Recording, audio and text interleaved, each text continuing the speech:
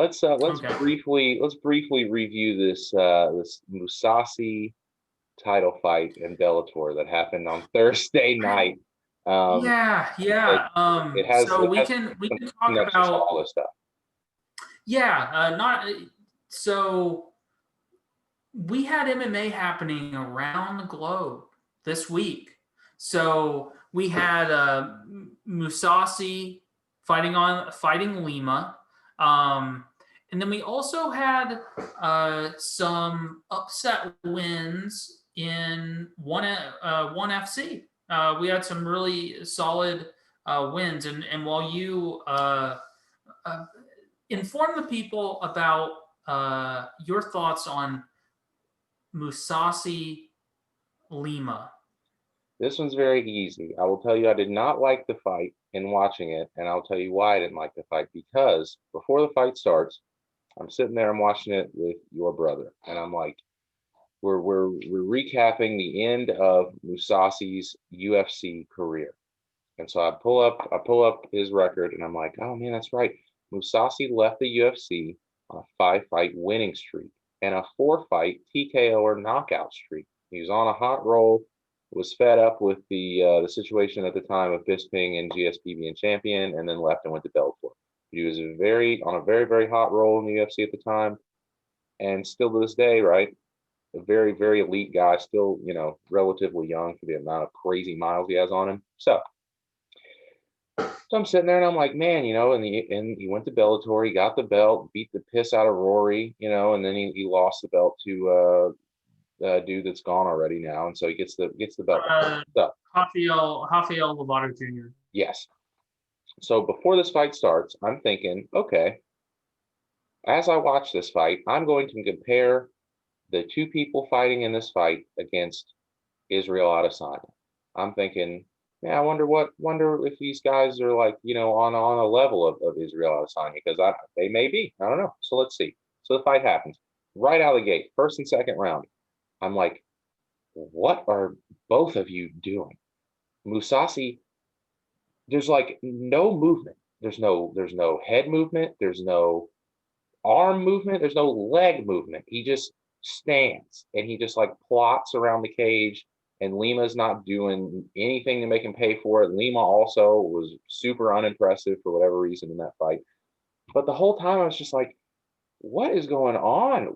You guys would get blown to bits by like Israel especially, but like I think some of the other guys in the top of the middleweight division, I was just like, I always felt like Mousasi fights up to the level of competition that he's against. He had and I was like, Lima just was not bringing him something that brought a good fight out of him. He was like, I'll just, I don't need to do much here. I can just kind of coast and just get a decision. But after that fight was over, I was like, good God, that was like one of the best things that Bellator had to offer. In terms of like, we have two elite guys in their prime. They're both champions, our welterweight and middleweight champion. This isn't old washed up men. These are like our guys, our best of the best. And it did not deliver for me at all. Yeah, man, it was disappointing. It was not as explosive as I think anyone expected it to be. And I will offer you this. Do you think Mousasi is bored? Yes. Do you think he's bored? Yes. Like I got the feeling in that fight that he was just kind of bored. Like I don't think the guy has let's see, 53 fights. Yeah. 53 fights. He's 35. Mm-hmm. He always I always forget how young he is compared to like and he looked it was a listless performance from Mousasi. And on Diego Lima, he seemed hesitant to engage. I mean, for good reason. He hadn't fought at middleweight. I think they said on the broadcast in around a decade. He 10 years. And so I think that he was I mean, it's not like he wouldn't have prepared with middleweights. I just am not sure what his, like, if he was injured or if he was. It just wasn't your typical Lima performance. No, And it wasn't aggressive at all. yeah, that's the thing, is that Lima has been there too. So I don't expect him to be a guy that gets intimidated. You know what I mean? Yeah. There's something more to I think the Lima side. On Mousasi's side, he just seemed like he was like I guess I'll do this. I don't Yeah. nothing else to do. And if you interviewed him, that's his demeanor most of the time anyway. It's just like, whatever, I'm gonna do this because this is what I do, and yeah, that's it. And yeah, it was not the most exciting fight. Lima came alive finally in the fourth round and started landing late. but he never let the hands go really at any point. And it's a shame too, because when he would, he was catching Mousasi occasionally.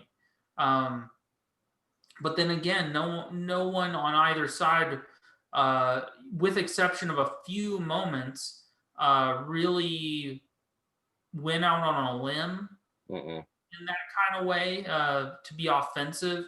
Mousasi showed some good grappling, like usual. People always sleep on his grappling, but it's arguably the strongest part of his game at this point. Yeah. Yeah, and we had mentioned that there was, when we compare him to the UFC, the champion, the middleweight champion, and middleweight champion Izzy, middleweight champion Mousasi. That's still a fight I would love to see, because as listless as Mousasi seemed in that fight, I think he matches up very well with Israel Adesanya. As far as pedigree goes, as far as experience and pedigree, because Mousasi is not only a 53 fight MMA veteran, he also has kickboxing experience. Yeah. So that's a fight that I would still love to see. It's just a matter of, like, it'll probably never happen because Mousasi, I don't think the UFC management, at least, liked Mousasi very much. He was never really pushed. He was pushed when he got signed, and then he had a decently boring fight with the Ilir Latifi.